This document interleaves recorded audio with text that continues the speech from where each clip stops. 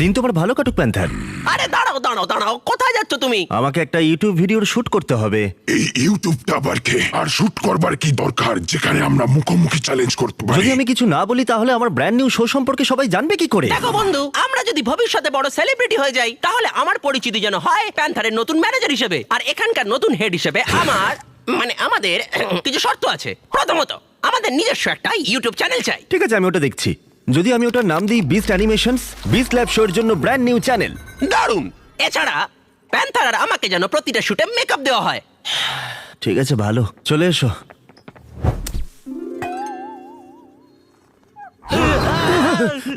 এই দেখে সাবধানে।